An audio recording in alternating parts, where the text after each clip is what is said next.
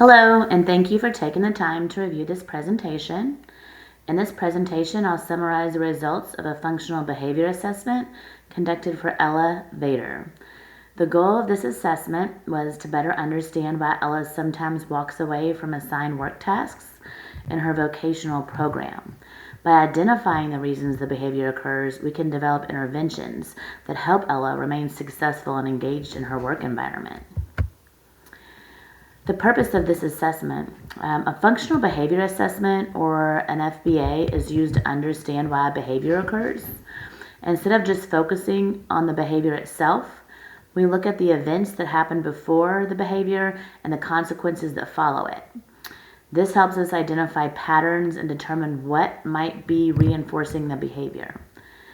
Understanding these relationships allows us to design interventions that teach more appropriate behaviors and improve the individual's success in everyday environments like school, work, or home. Ella Vader is a 19-year-old woman who was diagnosed with an intellectual disability during elementary school. She did receive special education services throughout school, and now she participates in a vocational rehabilitation program where she works in a supervised setting. Ella currently lives in a group home, and her family remains actively involved in her life. Recently, staff at her vocational program reported an increase in behavior challenges. Some of these challenges included walking away from assigned tasks, and these raised concerns about her ability to maintain successful employment. The primary behavior examined in this assessment was walking away from the assigned work tasks. For the purpose of this assessment, the behavior was defined very specifically. It included moving more than 3 feet away from the workstation or disengaging from work materials for at least 10 seconds after a supervisor has given a task instruction. Clearly defining the behavior helps ensure that everyone observing the behavior is measuring the same thing consistently. To fully understand the behavior, several different assessment procedures were used. These included indirect assessments, such as interviews, questionnaires. We also used direct observation of the behavior in the work setting, and we used a functional analysis to experimentally test potential causes of the behavior. A skills assessment was also conducted to evaluate Ella's current abilities, and a reinforcer assessment was used to identify items or activities that may motivate her to engage in appropriate workplace behaviors. The first type of assessment conducted was an indirect assessment, which included interviews with staff and the functional analysis screening tool, or what's called FAST. These assessments asked individuals who regularly interact with Ella about when the behavior typically occurs and what happens afterwards.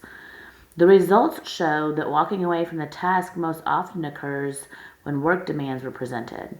The FAST results also suggested that escape from demands was the most likely function of the behavior. Direct observations were conducted during Ella's normal work activities at the vocational program. During these sessions, observers recorded when work demands were given and whether the walking away behavior occurred. Across 5 observation sessions, the behavior occurred 12 times. The average time between the work instruction and the behavior was about 14 seconds, indicating that the behavior tended to occur very shortly after the demand was presented. A functional analysis was conducted to experimentally test different possible functions of the behavior. During this procedure, several conditions were alternated that included attention, escape, tangible items, and control conditions. The results showed that the highest level of walking away behavior occurred during the escape condition, when work tasks were presented and the behavior resulted in a brief break from the task. This just suggests that the behavior may be maintained by escape from work demands. A skills assessment using ABLSR was also conducted to evaluate Ella's current skill levels. The results showed that Ella demonstrates strengths in receptive language and understanding simple instructions. However, the assessment also identified several areas that may need additional support, including task persistence, workplace social interaction, and hygiene routines.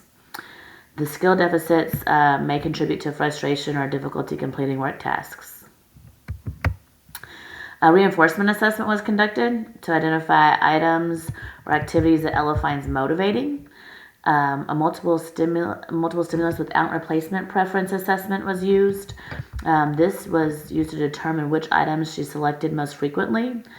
The results showed that listening to music and taking short walking breaks were most preferred activities.